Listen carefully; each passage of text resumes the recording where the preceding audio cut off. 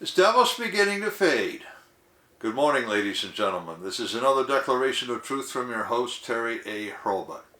Yesterday, Mr. Michael Schellenberger of Twitter Files fame shared a provocative thesis.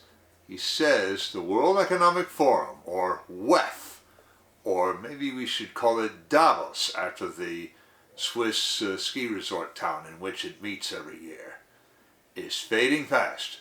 Or to be more specific, the legacy media are writing its obituary, according to Schellenberger. He gives three specific examples, and other examples abound. These examples show that the demons of Davos sound far less confident today than they have in years past. Their rhetoric starts to take on the stridor of a political campaign, while fewer of the very people they need as allies are willing to pay them the attention they once did. Before I get into it, I do want to shout out to the prime sponsor of this channel, which is Conservative News and Views. Link in the description. Be sure to check out the awesome CNAV Store. Scroll down near the bottom for that link. Lots of great merchandise there, especially this t-shirt that I've chosen for today, which reads, "Thanks for the free trial of communism, but I'd like to cancel." And cancel is what the world's people are starting to do to Davos. One more thing, if you like what you're about to hear, you can like this video. You can also click the bell icon to get a notice every time I come out with a new one. In fact, you see the new icon, the US dollar sign inside the heart shape? That's the super thanks icon. If you really want to keep these videos coming, click that and leave me a tip. Any currency will do, so long as it's legal tender. First, some history. Klaus Schwab founded what became the World Economic Forum 52 years ago on January 24th, 1971. It began as the European Management Forum to teach American-style management practices to European executives. Political leaders started attending in 1974, after the Bretton Woods collapse and the Yom Kippur War in the Middle East. That last might have played into Schwab's hands. During that conflict, the Israel Defense Forces, counter-invading across the Suez Canal, surrounded an entire Egyptian division. They were on the point of annihilating their enemies when the Soviet Union threatened a nuclear strike. That threat prompted someone, maybe President Richard M. Nixon, maybe the then Commander-in-Chief of the North American Aerospace Defense Command, or NORAD, to declare Defense Condition, or DEFCON 3, a state of increased readiness to engage in nuclear retaliation. 5 DEFCONs exist, from 5, or peace, to 1, or all-out war. The highest DEFCON at which American nuclear forces have ever stood is 2, during the Cuban Missile Crisis. Now, imagine, if you will, Schwab saying in his broken English, "There, you see?"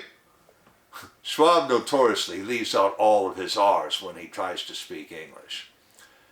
If so, he was remarkably patient. For 10 years, the annual Davos meeting was like a vacation, but beginning in 1988, Davos started to become a forum and venue for serious business. That business began almost as a rival forum to the United Nations. It has now become the center of what one might call elite wokeism. Politicians would come to Davos to give assurances that they would hew to a liberal economic policy. Now here, liberal means generous, usually with other people's money, not respectful of freedom.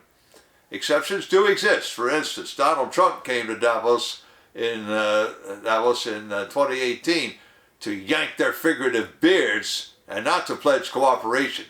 But most politicians who come to Davos come to report progress in the destruction of national sovereignty and the establishment of a one-world governmental order. Elon Musk flatly accused the WEF of precisely that earlier this week. I have links in the description to two of his tweets making that accusation. In one, he accused the WEF of trying to be the boss of the earth. And in the other, he said that the WEF, quote, is increasingly becoming the unelected world government that the people never asked for and don't want, close quote. Just let the denizens of Davos try to deny that today. Climate czar John Kerry, a Davos regular, hailed his fellow attendees as taking on an almost extraterrestrial mission. Journalists like Brian Stelter, formerly of CNN, and Arthur G. Sulzberger, yes, that Sulzberger, Little Pitch himself, of the New York Times, joined a panel on disinformation. They openly called on both legacy and social media to become not merely state actors, but global actors.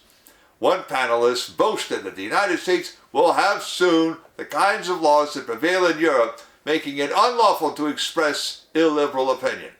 Representative Sheila Jackson Lee, a Democrat from Houston, Texas, has already introduced a bill to criminalize speech that she does not like by white people.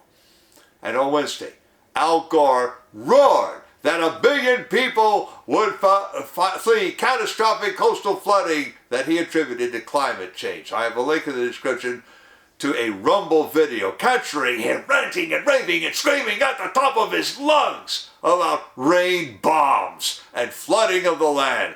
I don't know who writes this script, but the Marx Brothers couldn't have thought of this one. But now, Mr. Schellenberger suggests that Davos might be dying. Before I describe what he says in detail, I want to shout out to a sponsor who can really help you through the economic storms to come. That sponsor is oursilverlines.com. Do you feel like you're working harder for your money just to get by? You are not alone.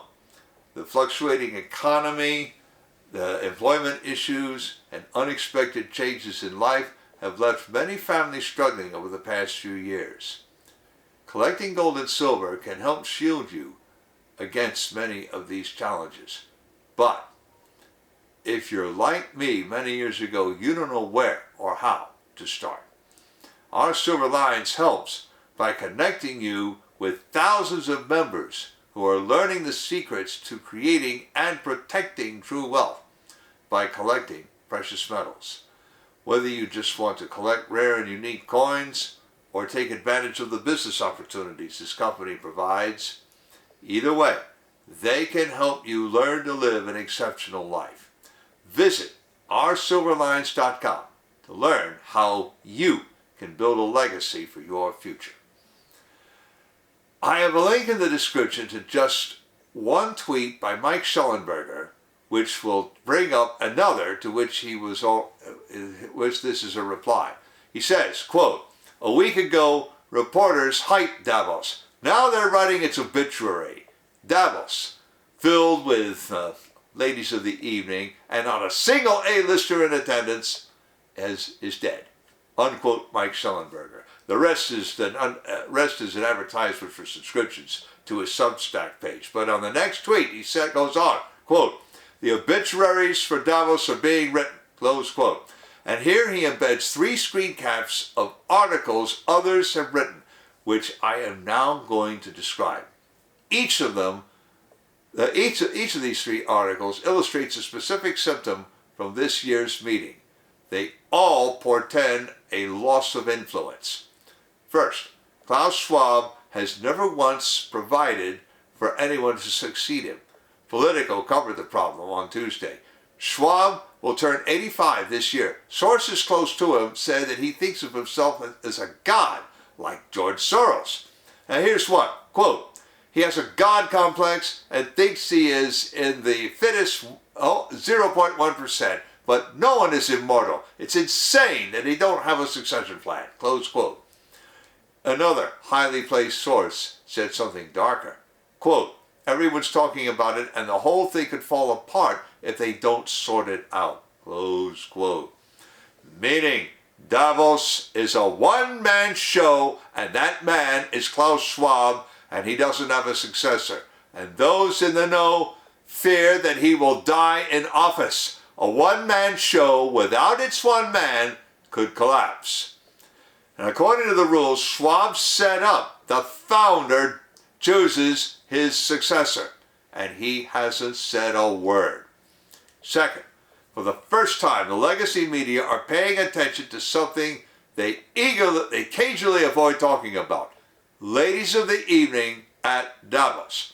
Now, any of you who has gone to a convention of any kind, except hopefully a religious convention, knows what I'm talking about.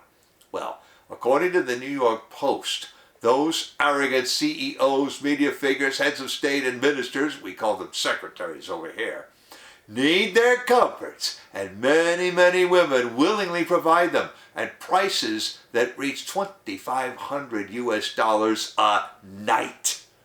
And what an arrogant bunch these are. Chris Kenny of Sky News Australia calls Davos the epitome of virtue signaling. Paul Murray, also of Sky News Australia, says Davos regulars think they rule the world.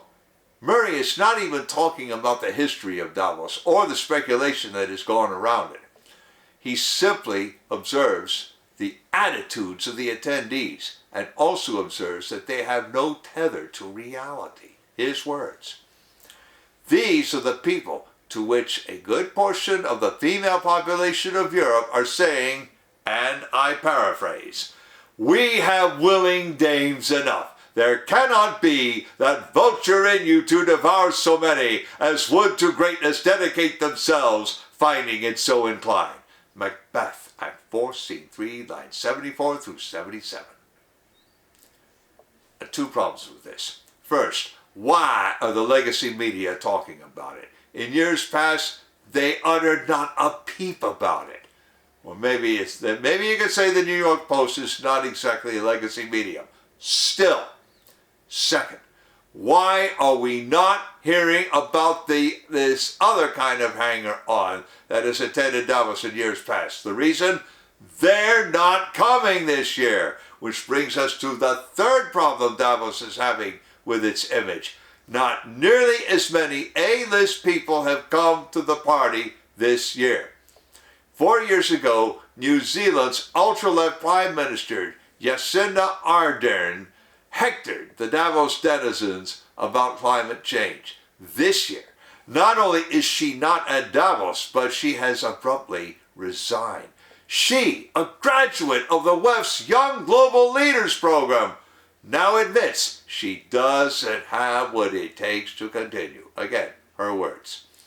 So that's one A-lister who isn't even an A-lister anymore. But what about those who still are? Why aren't they attending? President Biden didn't attend. Well, maybe he has problems of his own. Something about classified documents turning up years later in an old civilian office and in the home where his son lives and pays him $50,000 a month rent. But the Prime Minister of Britain isn't attending either. And neither is the President of France. Ed Conway of Sky News UK suggested they didn't attend because they all have cost of living crises back home. But isn't that the path of the Great Reset? And wouldn't you expect them to come to Davos to learn how to gain and retain the confidence of their people during an admittedly difficult transition? Not anymore. At Davos, they don't even talk about any Great Reset. Now, no doubt they're huddling and desperately discussing how to change its name and to what. But of course they are not talking about it because it's failing. But that's not all. Davos likes to think it has lots to talk about, but one thing they don't talk about, and that is globalization is also failing. The reason for that failure likely comes down to power lust by some and a wish by others for autonomy. China wants to be the middle kingdom to rule the world. Yet at the same time, China, having grasped the world's supply chains, did the one thing that one who corners the market must never do. They let everyone down. I have direct knowledge of key shipments, I won't tell you to what company, that harried managers said were stuck on a ship off the coast of California. But some of those things might not have gotten on any ship at all. Result, The supply chain is broken. And instead of repairing it, people will insource their supplies. No globalist wants to hear about that. Loss of the global supply chain will translate to loss of control. Who will want to pay the globalists one scintilla of attention? That brings up another thing. Mr. Conway noticed. Klaus Schwab invented the concept of a stakeholder economy or stakeholder capitalism. And under that, a CEO expands his fiduciary duty beyond the shareholders and bondholders to customers, employers, employees, and the community. But lines of communication are fraying. FaceTime no longer exists as it once did, thanks to a certain virus. The very virus that was supposed to usher in the Great Reset cut off FaceTime among those still afraid of it. And those who do not fear the virus do not fear Davos either. You know that famous line from a famous movie that starred Paul Newman? You remember the actor Strother Martin who spoke it. What we've got here is failure to communicate. Actually, people are still communicating all right to one another. They're hanging up on Davos. So all the angry speeches, Al Gore's rants, and Brian Stelter's glib description of disinformation are like the flash of a light bulb before it burns out. Links to the description of the article, to the 2 tweets by Elon Musk accusing the WEF of trying to rule the world when no one asked them to a video showing Al Gore deliver his unhinged speech, to Mike Sullenberger's tweet about the obits for Davos, to my Declarations of Truth Twitter account, and to Conservative News and Views. I've also left links to the awesome CNAV Store and to oursilverlines.com, as I also mentioned.